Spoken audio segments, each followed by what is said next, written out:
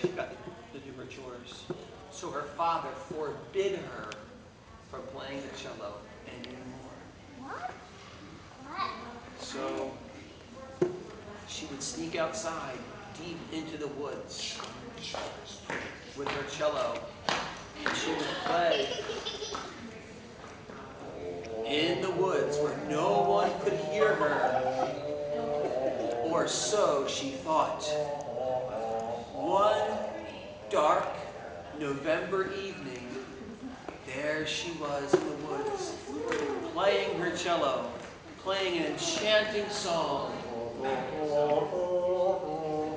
when she thought she heard something in the background.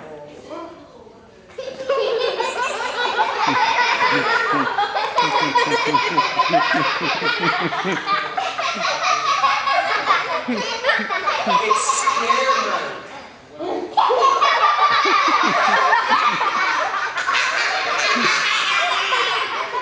But she didn't hear it again, so she went back to playing her song, an enchanting melody. And there was the sound again.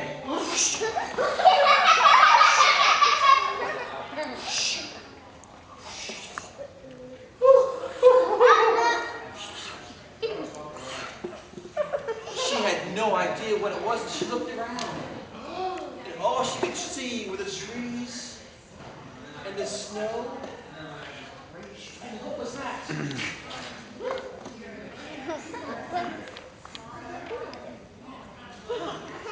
I thought I saw something.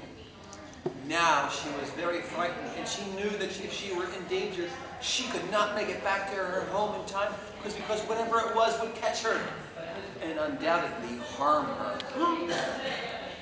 And she had heard that wild animals can sometimes be tamed by music.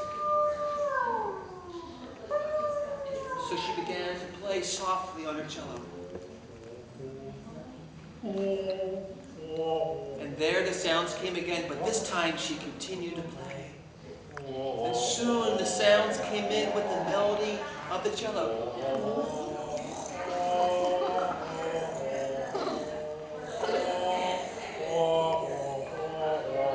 And she had the feeling that something was around her. A chill ran down her spine.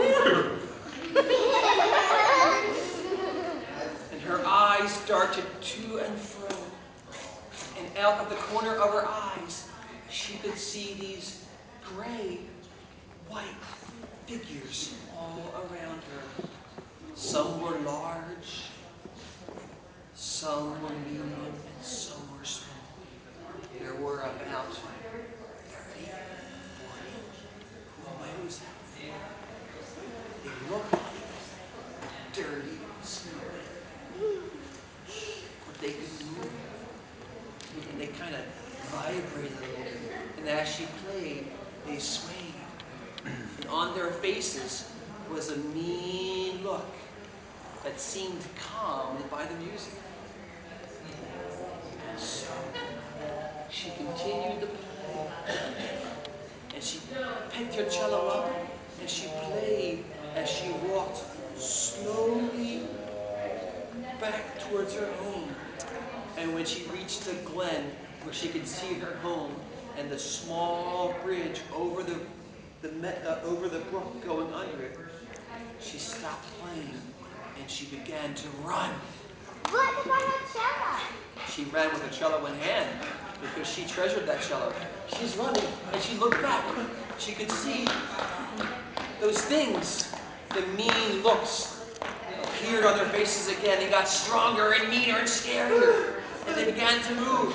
And suddenly, the whole crowd of things, like Slusherimae, were chasing after her. But when they got to the water's edge, they stopped. Because they knew if they got into the water, what would happen. And so they all tried to squeeze over the bridge all at once. But some of them fell into the water. And it was a big mess, and they were tumbling all over each other. And some fell into the water, and some fell. And in the big tumble, she made it out of their house. She closed the door, and she looked at the window. And she burned the fire brightly in her house. But she did not dare tell anyone what had happened. But that was a terrible thing to do, because you see, the Slusherimae discovered where the people lived. Her house was on the edge of town, and just beyond her house, they could see other homes. And they knew that they could surely conquer this town.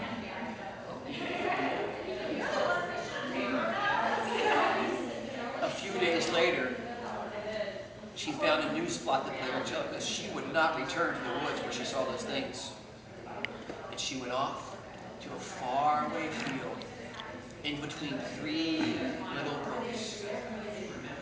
But when she came back to town, to her house, there was no one.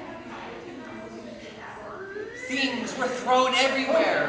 There was nothing left but a few small children she found in a closet. She knew what had happened. The Slusherimae had attacked. She was very sad.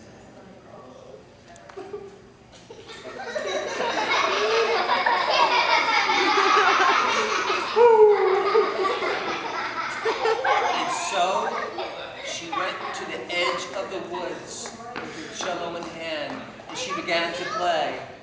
She hid the children away. She played an enchanting song. And soon the Slusherimae began to come from the woods to hear the music. That's when she backed up onto the other side of the brook and stood near the river. And slowly she changed the tune to an upbeat, fun melody that would get anybody dancing.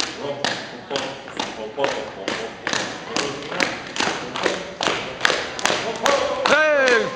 Hey! Hey! Hey! Hey! Hey! Hey! Hey! Hey! Hey! Hey! Hey! And they saw the girl Alina playing her cello, and they all began to go after her. And one after the other, they fell into the brook. And they all melted, except for a few who saw what was happening. They stayed on the other side, and they looked at her across the brook, and they said, "We'll get you." But the girl felt very sad, because she thought all of her friends and all her family were gone because those things got them. And so she took her cello and she threw it into the river and broke it on the rocks, because she thought she had caused everyone in her town to die. She slouched her shoulders and she went back to town.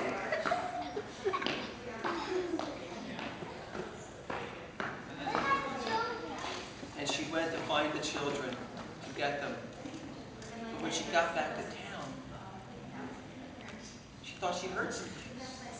And she looked around. She looked up in the trees in the town. And there was her sister in the tree. And in that tree was her mother. And her father was over there. And then she looked and she saw a big bonfire in the tall trees. The Slushies had not gotten the whole town. The townspeople ran and built a fire around them, and they climbed the trees to escape the Slushie. So the Slushies had not gotten the townspeople after all. But everyone knew there was danger. But she had gotten rid of most of the Slushies. And the Slushies never came to that town. Ever. Ever.